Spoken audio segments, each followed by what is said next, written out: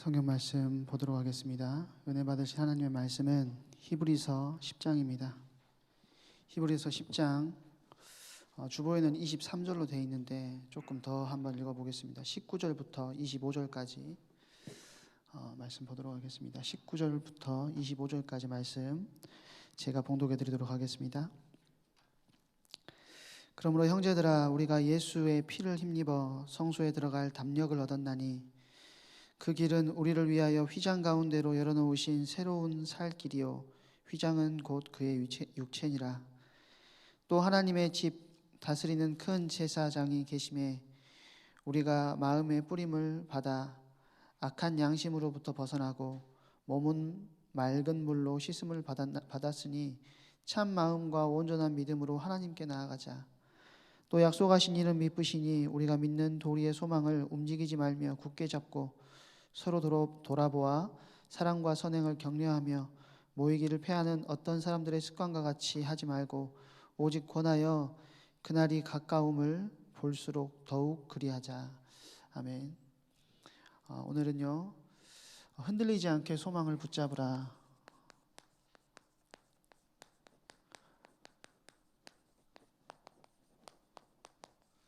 흔들리지 않게 소망을 붙잡으라라는 제목으로 같이 은혜를 받고자 합니다. 현실에 지금 너무나도 많은 문제들이 찾아와 있고 그 문제들로 인해서 우리의 상태가 이전의 나의 영적인 상태와는 완전히 다른 상태가 되어 있을 수도 있습니다. 그리고 굉장히 연약해진 모습, 나약해진 모습, 그리고 무너져 있는 모습들을 예배가 무너진 사람도 있을 수 있고요. 또 현장에 내가 하던 사역들이 다 무너져 버린 사람들도 있을 수 있고, 이제 겨우 말씀 겨우 듣고 겨우 사는 수준으로, 숨만 쉬고 있는 수준으로 생활을 하고 있는 분들도 계실 줄로 압니다. 그런데 우리 안에서 자꾸 그런 어려움과 위기를 겪다 보면 어떤 생각이 드냐면요, 말씀과 언약에서 벗어나 버리고 싶다, 떠나버리고 싶다라는 생각이 들 수도 있다는 거예요. 그러나 분명히 우리가 기억해야 될 것은, 우리가 찬양인도 하실 때 주목님께서 말씀하셨지만 하나님께서는 굉장히 우리의 상태와는 상관없이 언약에 신실하신 하나님이십니다.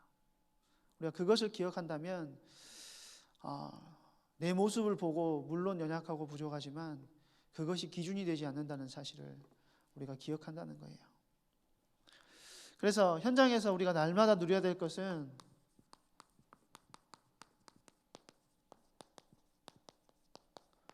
언약의 하나님을 우리의 현장 속에서 날마다 누리셔야 된다는 겁니다. 이 언약의 하나님이라는 이분은요, 언약을 주시고 성취하시는 분이에요. 근데 언약 성취의 구조가 딱 두 가지밖에 없습니다. 첫 번째는 어떻게 언약을 성취시키시느냐. 우리에게 언약을 주시고요, 그 언약을 우리가 현장 속에서 언약을 살아내면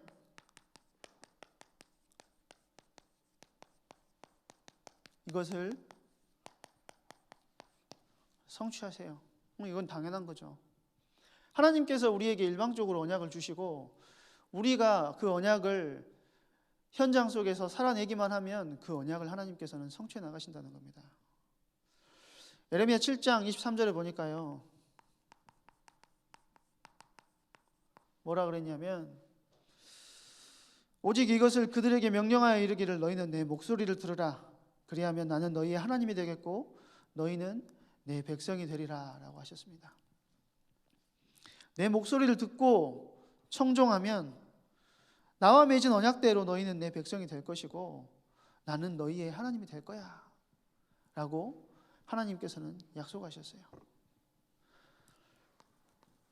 또 예레미야 11장 4절에도 보면은요, 뭐라고 말씀하시냐면, 이 언약은 내가 너희 조상들을 쇠풀무 애굽 땅에서 이끌어내던 날에 그들에게 명령한 것이라. 곧 내가 이르기를 너희는 내 목소리를 순종하고 나의 모든 명령을 따라 행하라. 그리하면 너희는 내 백성이겠고 나는 너희의 하나님이 될 것이다. 구약의 전체 내용을 통해서 계속해서 언약을 주시는 내용이 뭐냐면 너희가 내 말씀을 듣고 행하면 너희는 내 백성이 될 것이고 나는 너희의 하나님이 될 것이다. 를 계속해서 반복적으로 이야기하세요. 어디에도 이게 나오냐면요.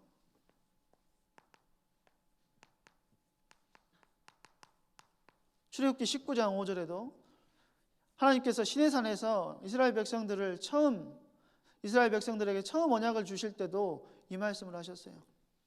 뭐라고 하셨냐면 세계가 다 내게 속하였나니 너희는 내 말을 잘 듣고 내 언약을 지키면 너희는 모든 민족 중에서 내 소유가 되겠고 너희가 내게 대하여 제사장 나라가 되며 거룩한 백성이 되리라. 하나님은 우리를 어떻게 하시기를 원하시냐면 우리를 하나님의 백성으로 삼기 원하시고 그 백성으로 삼는 방법으로 우리에게 뭘 주셨냐면 하나님의 말씀과 언약을 지켜 행하는 그것을 우리에게 허락하셨다는 거예요. 그래서 현장 속에서 우리가 언약을 살아내고 말씀을 살아낸다면 그 말씀은 우리 현장 가운데 그대로 성취될 수밖에 없습니다. 너무 당연한 말이죠. 그런데 하나님의 자녀들이 이 언약을, 이 말씀을 살아나가느냐는 거예요. 문제는 뭐냐면 이 하나님의 언약을 놓쳐버리고 이 하나님의 말씀을 다 잃어버리고 산다는 겁니다. 심지어는 오늘도 그럴 수 있어요. 오늘도 말씀을 듣고 나가는 중에 뭔 말을 들었지? 하시는 분이 있을 수 있어요. 그게 왜 그런 일들이 벌어지냐면 우리에게 도적이 있다 그랬어요. 그래서 우리의 것을 다 영적인 것들을 다 빼앗아가는 도적이 있다는 거예요. 어찌됐든지 간에 약속을 깨버린 백성, 약속을 떠나버린 백성들, 하나님의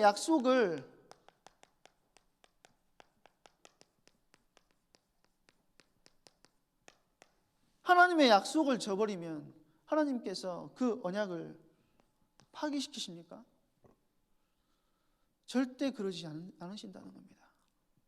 하나님께서는 그 언약을 절대 파기하지 않으시고 어떻게든지 그 백성들이 그 언약을 성취할 수 있는 자리로 이끌어 가신다는 거예요. 에레미야 24장 7절에 보니까 뭐라고 그랬냐면요. 내가 여호와인 줄 아는 마음을 그들에게 주어서 그들이 전심으로 내게 돌아오게 하리니 그들은 내 백성이 되겠고 나는 그들의 하나님이 되리라. 지금 어떤 상태냐면요. 하나님을 다 떠나버렸어요. 하나님을 다 잊어버렸어요. 마음과 생각 속에 하나님을 다 지워버렸어요. 그런데 하나님께서 뭐라고 하시냐면 내가 그들의 마음 속에 나를 하나님이라고 알게 하는 그 마음을 심겠다라고 하십니다. 그리고 그들을 나의 언약의 백성으로 다시 만들겠다.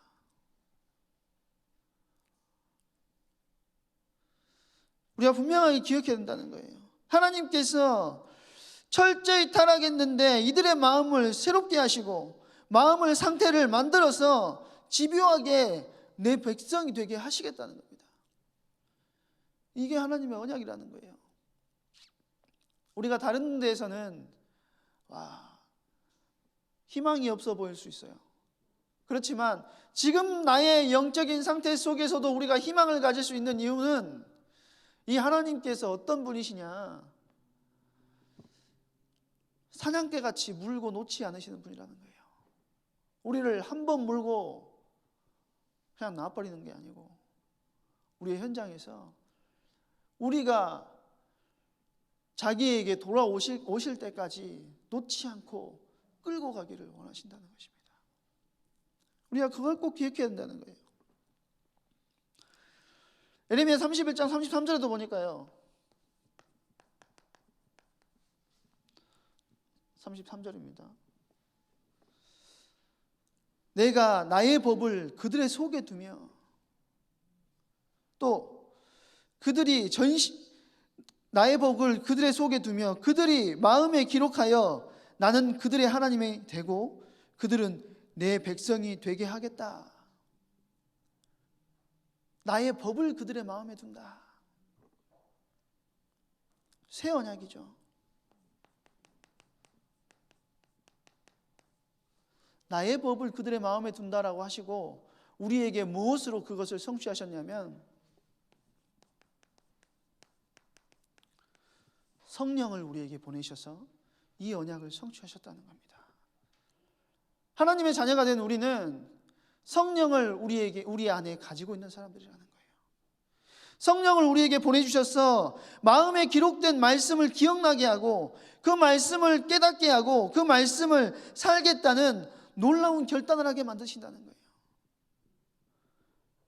그 의지를 끝까지 붙들어 주신다는 것입니다.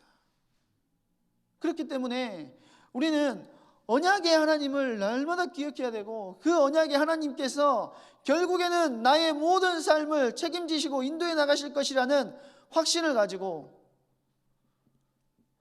이 믿음에서 떨어져 나가서는 안 된다는 거예요. 우리의 믿음을 굳게 지켜야 된다는 것입니다. 현실의 상황에 내가 흔들려서는 안 되는 이유가 거기 있다는 거예요. 그러면서 우리가 뭘 잡을 것이냐?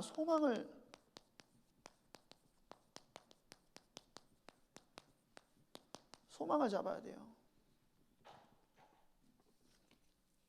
사실 여기만 하면 끝입니다. 뒤에 내용도 똑같아요. 그런데 왜 제가 더 하려고 하냐면 우리에게 주신 우리를 보시고 우리를 어떻게 보시는지를 하나님께서 우리를 어떻게 보시고 우리 주님께서 우리를 어떻게 보시는지를 여러분들이 조금 더 깊게 생각을 했으면 좋겠습니다. 오늘 23절에 보니까 뭐라 그랬냐면요. 또 약속하신 이는 미쁘시니 우리가 믿는 도리의 소망을 움직이지 말며 굳게 잡고 라고 했습니다. 이 도리의 소망, 우리가 믿는 도리가 뭡니까? 일반적으로 말하면 진리, 물론 맞아요. 크게 보면 그것도 맞지만 이 성경에서는 이 도리가 뭐냐면 제가 이게 뭘까 싶어가지고 헬라어 성경을 찾아보니까 호몰로기아 이렇게 되어 있더라고요. 호몰로기아가 뭐냐면 우리나라 말로 하면 고백입니다. 고백. 우리는 날마다 매주일마다 뭐 하죠? 고백을 하는 것입니다. 어떤 고백을 합니까? 전능하사 천지를 만드신 하나님 아버지를 내가 믿사오며 그 고백을 우리가 하잖아요. 사도들의 그 고백, 그러면서 그 흐름을 계속해서 타고 내려와서 우리가 입으로 믿음의 고백을 한다는 거예요. 근데 이것을 다시 말하면 뭔 말이냐면 나는 예수님이 필요한 존재라는 사실을 안다는 거예요. 우리가 이것을 입으로 고백한다는 말은 무슨 말이냐면 나는 예수님이 필요한 존재라는 사실을 안다는 것입니다. 그 예수님이 나를 위해서 오셨고 내 죄를 위해서 오셨고 그것을 위해서 십자가에서 대신 죽으셨다는 사실을 믿고 이제 그분을 내 구주로 맞이하고 구주로 맞이할 뿐만 아니고 그분이 내 주인입니다 라는 것을 하는 것이 우리가 매주 하는 고백 아닙니까? 그런데 이 고백이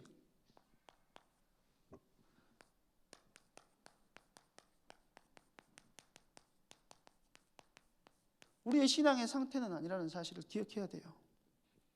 우리가 입으로는 주님을 이렇게 고백하고 주님을 따릅니다라고 하지만 이 고백을 붙잡고 우리가 결승점까지 갈 수 있느냐 가지 못하느냐는 굉장히 중요한 거거든요. 매일 하는 우리의 고백 당연히 하고 있지만 하나님의 자녀라고 하면 모든 사람들이 다 하고 있지만 심지어는 이 교리에서 벗어난 교회들도 이 고백을 하고 있지만요. 그 고백을 하는 것이 그것도 중요하지만 그 고백을 붙잡고 결승점까지 우리의 믿음을 지키며 갈 수 있느냐 가지 못하느냐는 굉장한 차이를 보인다는 거예요.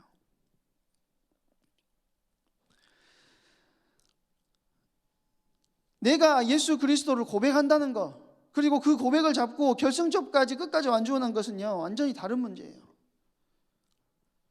지금 제가 왜 이 말을 하냐면, 이 당시의 성도들에게도 고백을 했어요. 예수님을 영접하고 나는 그 하나님의 자녀가 됐고 주님을 내 주인으로 모십니다. 고백은 했는데 이것을 지속해서 붙잡고 결승점까지 가지 못하게 하는 여러 가지 문제들이 그 당시에 초대교회에 일어났다는 것입니다.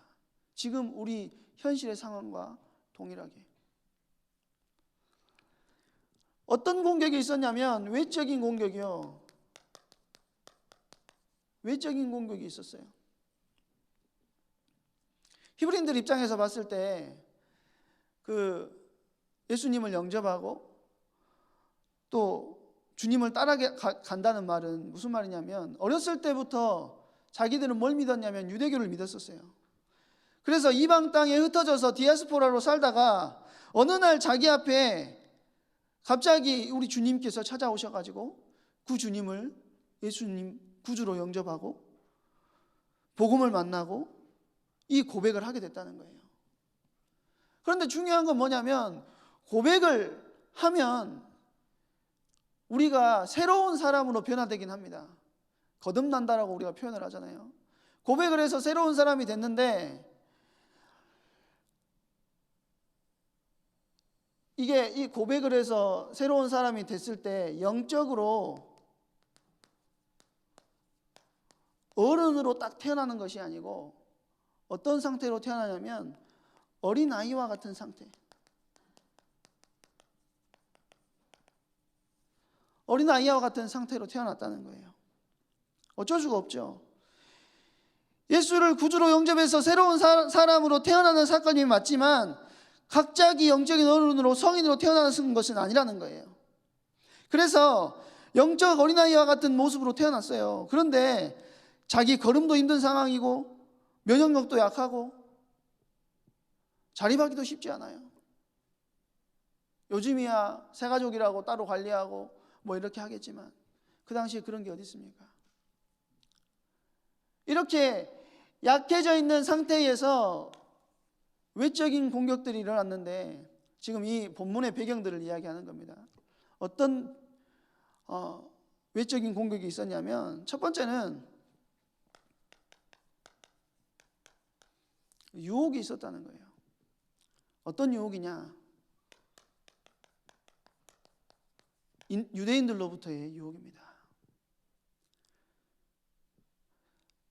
잘 생각해봐라. 지금 니들이 믿는 예수가 진짜 메시아가 맞냐? 유혹하는 겁니다. 어떻게 메시아가 그렇게 힘이 없이 십자가에 달려 죽을 수가 있냐? 그렇게 약한 메시아라면 믿을 필요도 가치도 없지 않냐? 그러면서 자꾸 유대인들이 유혹하기 시작하는 겁니다. 세상에서 회유하는 거예요. 우리의 말로 하면 우리는 어떤 일들이 벌어지죠? 예수님 그리스도 영접하고 교회 다니려고 하면 세상에서 손짓하잖아요. 친구들이, 연락 안 되는 친구들이 갑자기 와가지고 주일날 뭐해서 만나고 뭐 하자 하는 거하고 똑같아요. 그런데 이 강력한 유혹을 받고 있으면서도 두 번째는 어떤 일이 벌어졌냐면 그들 자신이 깨닫는 거예요. 어린아이와 같으니까 로마 제국 아래서 이 신앙을 지키는 것이 얼마나 힘든 일인가 하는 사실을 알게 된다는 겁니다. 희한하게 로마 제국은 정복하는 나라들의 모든 신들을 다 인정을 해줬어요. 로마가 그렇게 커질 수밖에 없었던 이유는 로마 시민권을 줘가지고 그들을 아예 로마인으로 만들어버리기도 했지만 그들이 믿는 신을 없애버리지 않고 동일하게 믿게 해줬습니다. 어떻게 믿게 해줬냐면 로마에 가면 만신전이라는 그 우상을 모아놓고 숭배하는 신전이 있었는데 그 만신전에 모든 우상들을 모아놓고 섬기게 했어요. 모든 종교들이 거기에서 그러다 보니까 우리가 로마의 속국이 되어도 로마를 따라가도 우리 종교는 괜찮구나 라는 생각을 했다는 거예요. 그런데 희한하게 기독교인들만 박해하기 시작해요. 어마어마한 박해가 일어납니다. 그들 입장에서는 이해가 돼요. 우리들은 다 뭐가 있냐면 형상이 있는데 왜 너네 신은 형상이 없냐? 가짜 신 아니야? 뭔가 사이비 아니야? 뭔가 이상해 라고 하면서 성찬식 하는 거를 제가 저번에도 말씀드린 것 같은데 성찬식 하는 거를 어떻게 생각했냐면 이것은 내 피니 받아 먹으라, 이것은 내 살이니 받아 먹으라 하잖아요. 그거를 식인 행위라고 생각을 했어요. 심지어는 그 그리스도인들이 뭐 노예고 뭐시고 상관없이, 노예고 주인이고 상관없이 뭐가 됩니까? 형제, 자매라고 부르잖아요. 그러니까 이건 사회 체제를 무너뜨리는 나쁜 놈들이라고 생각을 했던 겁니다. 그래가지고 교회만, 복음만 유일하게 막는데요, 이 로마 제국 아래에서 내 믿음을 지키고 신앙생활을 한다는 것이 얼마나 힘든 일인지 이 어린 나이와 같은 믿음을 가지고 있는 사람들이 느끼게 됐다는 거예요. 그러다 보니까, 그러면서도 또 뭐가 있었냐, 예수님을 믿었는데 예수님께서 뭐라고 하셨죠? 승천하실 때 뭐라고 하셨냐면 내가 가는 대로 곧 올 거야 약속하셨어요. 재림에 대한 약속을 해놓고 가셨다는 겁니다. 근데 지금이야 우리는, 아직까지 안 오셨잖아요. 지금이야 우리는 알아요. 예수님이 이미 우리에게 오셨다는 걸 알고 있어요. 어떻게 오셨습니까? 성령으로 오셨어요. 그리고 우리는 뭘 기다리고 있냐면 최종 재림을 기다리고 있는 거예요. 그냥 재림이 아니고 최종 재림, 최종 파루시아라고 이야기를 하는데요, 그거를 우리는 기다리고 있어요. 그런데 그 당시에 있는 사람들은 예수님하고 같은 시대를 살았던 사람들이에요. 빨리 오신다고 했는데 빨리 안 오시니까 그들 안에 뭐가 생겼냐면 의심이 싹트기 시작하는 겁니다. 빨리 오신다고 했는데 왜 안 오시지? 안 오시는 거 이상한데? 혹시 우리가 잘못된 길에 서 있는 거 아니야? 우리가 가고 있는 이 길이 진짜 맞는 거야?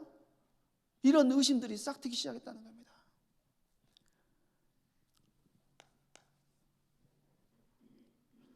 그러다 보니까요,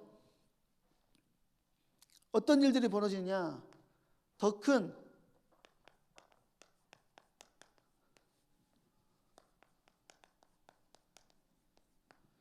예배를 떠나고자 하는 중요한 마음들이 생겨나기 시작했다는 거예요. 예배를 떠나야겠다. 왜? 너무 지쳐버렸어요. 너무 지쳐가지고 여기선 도저히 할 수가 없구나, 이런 생각들이 계속 이 사람들 안에 들어왔다는 거예요. 그러다 보니까 오늘 본문에 보니까요, 모이기를 패하는 어떤 사람들의 습관과 같이 하지 말라고 성경에 기록되고 있어요. 그 말은 무슨 말이냐면 그 당시에 모이기를 패하는 사람, 정식으로 성찬을 나누고 하나님의 말씀을 나누는 그 예배를 참여하지 않고 자꾸 모이기를 패하는 사람들이 일어나기 시작했다는 겁니다. 이게 어떤 조짐이냐면 배교의 조짐이거든요. 그런데 지금 우리의 전체 교회의 모습들, 현장의 모습들하고 비슷하지 않습니까? 오늘 어떤 목사님이 그 영상을 하나 올려줬는데요, 목사님 카톡방에. 우리가 구약에 어디로 가죠? 가나안으로 가잖아요. 근데 요즘 교회 성도님들은 가나안으로 가는 것이 아니고 그 반대로 간대요. 안 나가 이렇게 돼 있더라고요. 지금 교회 일반 뉴스에서 나왔어요. 그러면서 뭔 말을 하냐면 목사도 이제 돈을 벌어야 된다 이러면서 그런 이야기를 하더라고요. 그 영상을 보여줬는데요, 제가 그 말을 하려고 하는 게 아니고 실제로 지금 그런 흐름이 우리 안에, 교회 안에, 교회들 안에 들어오고 있다는 겁니다. 그런데 이것뿐만 아니고 내부적으로 어떤 공격이 있냐?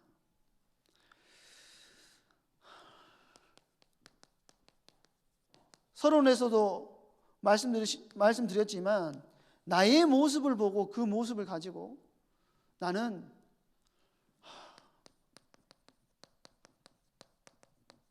결승점까지 갈 수 없는 인간이야 라고 낙심해 버린다는 겁니다. 이게 뭐냐면 나 자신의 영적인 상태를 보면 저 고린 지점 피니시 라인까지 가기에는 너무 실력도 안 되고 자격도 안 되고 그런 자책감과 자기 정죄감이 들어올 때가 있어요. 저한테도 특히 앞에 서는 사람들에게도 이런 것들이 굉장히 많이 들어오는 것 같아요. 저 같은 경우에는 자꾸 이런 생각들이 어떻게 들어오냐면 네가 이러면서 목사라고? 네가 이러면서 이 수준으로 가지고 네가 뭔데? 어디 앞에 서고 뭘 하냐? 이런 생각들이 계속 들어와요. 많은 성도님들이 외부적으로는 이런 공격들을 받고 있지만 내부적으로는 나 자신의 정죄감에 빠져가지고 힘든 상황에 있다는 것입니다. 자, 그런데 일을 너무 낮게 썼는데요. 낙심하지 말 이유가 오늘 여기에 있어요. 이런 상황에 있더라도 낙심하지 않을 이유가 여기 있어요. 자, 오늘 본문에 보니까 하나님을 어떻게 표현하느냐? 미쁘시다라고 이야기를 합니다. 하나님은 미쁘시다라고 이야기를 해요. 이 미쁘시다는 말이 어떤 말이냐면 하나님은 믿음직스럽다는 말이에요. 철로역정이라는 책 제가 새벽 예배 때도 잠깐 이야기를 했었는데요. 철로역정이라는 책을 한번 옛날에 보고 나서 참 내용이 괜찮다라는 생각을 했습니다. 근데 이제 저희 자녀들은 아직 그것을 볼 수 있는 나이가 아니라서 한번 봤으면 좋겠다라는 생각을 했는데 저번에 목사님 그 박선삼 목사님이 이런 애니메이션도 나왔네 하면서 저한테 보여주는 거예요. 철로역정 애니메이션을 보여주더라고요. 그래가지고 집에 가가지고 TV하고 연결을 시켜서 저희 자녀들을 보여줬어요. 자녀들도 보고 옆에 앉아가지고 이제 애들 보게 하려고 저도 옆에서 보는데 크리스찬이라는 사람이 천국을 향해서 길을 가는데요. 그냥 평탄하지가 않습니다. 굉장히 어려움이 많고 도전과 시험이 있고 웅덩이에 빠지기도 하고 가시철망도 있고요. 산도 넘어야 되고 좁은 길로 가야 된다고 좋은 길이 아니고 엄청 좁은 길로 막 그 무거운 짐을 짊어지고 가요.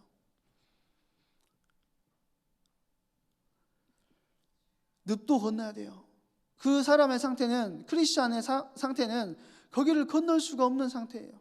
그런데 그런 문제를 만날 때마다 꼭 누가 나타나냐면 어떤 때는 전도자가 나타나기도 하고 어떤 때는 중요한 선생이 나타나기도 하고 어떤 때는 왕께서 나타나가지고 그 크리스찬을 건져주는 모습들을 봅니다. 한번 보셨으면 좋겠어요. 우리 성도님들. 막 내용이 엄청 복음적이다 이건 아니지만 우리가 걸어가고 있는 이 신앙생활의 모습이 이런 모습이구나 이런 생각을 좀 했으면 좋겠습니다. 그런데 그런 위기와 어려움과 문제의 상황 속에서도 하나님은 믿음직하게 우리를 지키시고 인도하시며 모든 것을 책임져 나가신다는 사실을 우리가 성경에서 찾을 수가 있다는 겁니다. 디모데전서 1장 12절에서 16절을 보니까요.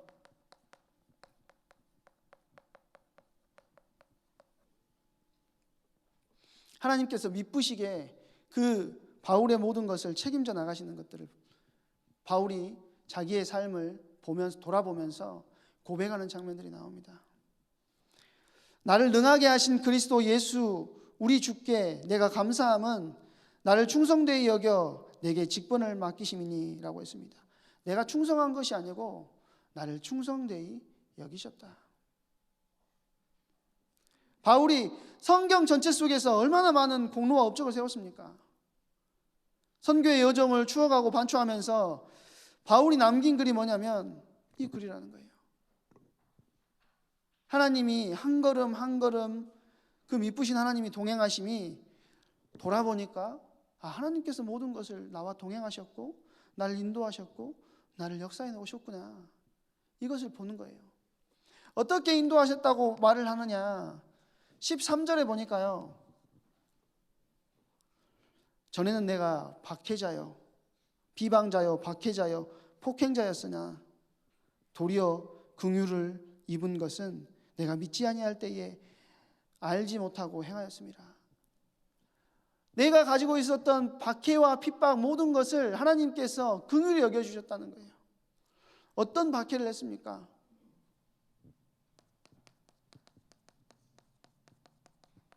스데반의 죽음의 주역이잖아요. 주범이죠. 주범, 주역이 아니고. 그리고 또 뭘 합니까? 초대교회의 큰 핍박에 주범이에요. 사도 바울이 다메섹 도상에서 다메섹이라는 다른 도시까지 가가지고 그리스도인들을 잡아오려고 가고 있었으니까 얼마나 큰 일들을 했습니까? 다메섹 도상에서 부활의 주님을 만나요. 그리고 방금 읽은 성경 고백처럼 내가 전에는 비방자요 박해자였으나 그리고 폭행자였으나 도리어 내가 긍휼을 입었다 라고 이야기를 하죠. 하나님께서는 핍박자인 바울을 어떻게 만드십니까? 전도자로 만드십니다. 하나님께서는 핍박자인 바울을 전도자로 만드셨어요. 어떻게 하나님께서 핍박자인 바울을 전도자로 만드실 수 있었느냐? 13절에 보니까요. 우리 주의 은혜가 그리스도 예수 안에 있는 믿음과 사랑과 함께 넘치도록 풍성하였다. 우리 주의 은혜가 믿음과 사랑으로 함께 그리스도 예수 안에 있는 믿음과 사랑으로 함께 넘치도록 풍성하였다. 이 말이 무슨 말이냐면요. 주님의 은혜가 그리스도 예수 안에 있는 믿음과라고 했는데 지금 우리의 믿음을 이야기하는 겁니까? 이 믿음이 어디 안에 있다 그랬어요? 바울 안에 있다 그랬어요? 그리스도 예수 안에 있다 그랬어요? 그리스도 예수 안에 있는 믿음이라고 그랬어요. 그러면 예수님이 무슨 믿음이 필요합니까? 예수님 그분이 주이신데 무슨 믿음이 필요해요? 이 믿음은요 인간의 하나님의 허락하신 바울을 향한 믿음이에요. 또 우리를 향한 믿음이에요. 우리의 연약함과 부족함과 안 되는 것들이 있지만 우리 주님께서는 그 그리스도 안에는 뭐가 들어있느냐? 우리를 향한 사랑도 들어있고요. 우리를 향한 믿음 또한 들어있다는 것입니다. 근데 생각해 보세요. 세상 사람들도 나를 믿지 못하는데 내가 뭐라고 나를 믿어줍니까? 그럼 우리 속에 믿을 만한 건덕지가 들어있습니까? 앞에 서 있는 저 목사라는 직책을 가지고 있는 저지만 저도 믿을 만한 건덕지, 주님께서 믿을 만한 건덕지는 하나도 없어요. 그런데 우리 주님께서 뭐라고 하시냐면 백성인 너희를 사랑하고 백성인 너희를 믿는다 라고 이야기하신다는 겁니다.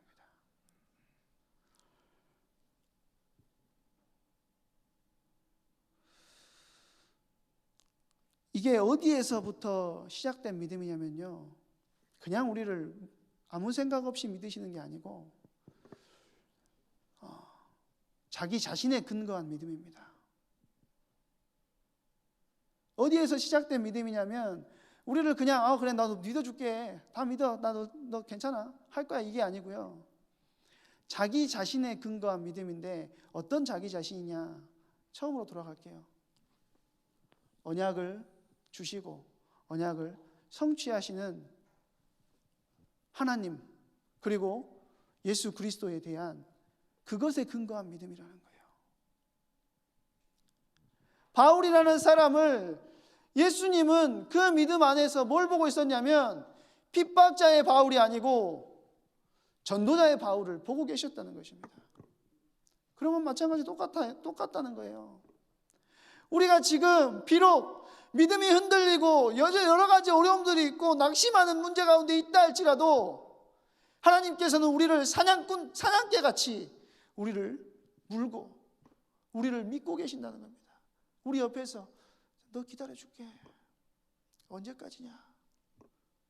언제까지 그 길을 갈래? 그러면서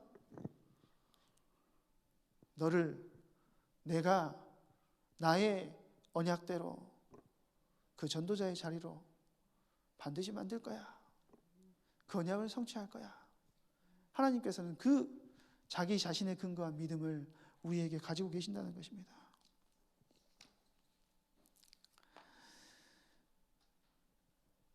그래서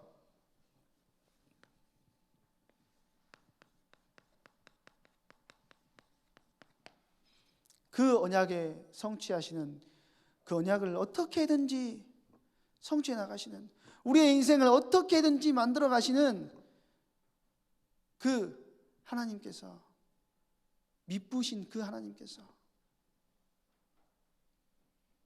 우리를 끝까지 책임지시고 인도해 나가신다는 사실을 기억하고 하시고요.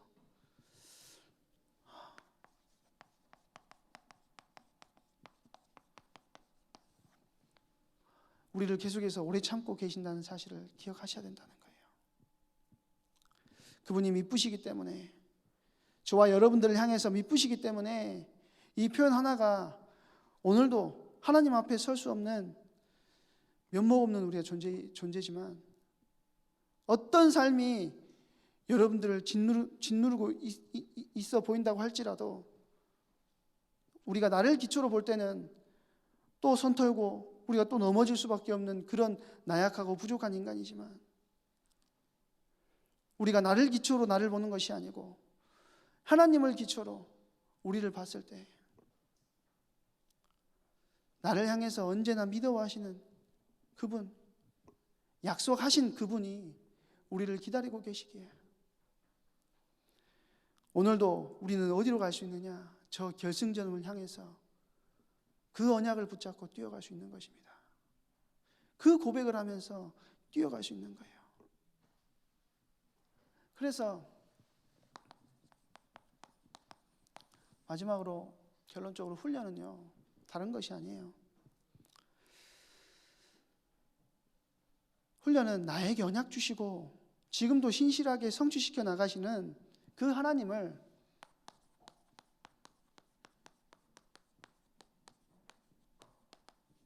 따라가는 훈련입니다. 이제 삼천제자학교를 이제 내일부터 시작하게 되는데 나는 2단계 가고 싶은데 나는 왜 1단계야? 나는 2단계 가야 되겠는데, 이런 생각 안 하셔도 돼요. 단계가 무슨 소용이 있습니까? 나는 내 위치에서 하나님을 신실하게 따라가기만 하면 된다는 거예요. 현장에서 하나님이 역사하시는 것을 보는 훈련이 삼천제자 학교예요. 아예 그것에 관심이 없었으니까 이제 좀 봅시다 하는 훈련을 하는 겁니다. 여러분들 마음과 생각을 그 하나님께 돌리시고, 언제든지 결국에는 이렇게 만드시니까 그때까지 내가 어거지로 참아보겠다 하지 마시고 한번 만들어 보십시오 하면서 언젠가는 된다며요. 한번 내가 계속 버텨볼 테니까 나를 한번 그 자리로 만들어 보십시오 하지 마시고, 그러다가는 야곱처럼 한 대 맞습니다. 야곱이 한 대 맞고 환도뼈가 부러졌잖아요. 그렇죠? 하나님을 이겼다고 하는데 그 성질이 얼마나 더러워가지고 절대로 안 굽히니까 내가 졌다 하셨잖아요. 그러면서 여기 치셨어요. 여기를 왜 치셨어요? 혼자서 살 수 없는 존재로 만드신 거예요. 의지하지 않고는, 하나님을 의지하지 않고는 안 되는 존재로 만든 겁니다. 한 대 맞고 하나님을 의지하지 않으면 안 되는 존재가 되지 마시고 지금부터 하나님을 의지하지 않으면 안 되는 존재가 되시기를 바랍니다. 언약을 붙들고 우리가 승리하시기를 바랍니다. 그 하나님께 우리의 소망을 두고 우리의 모든 것을 바꿔나가는 그 응답의 자리에 들어가야 되겠습니다.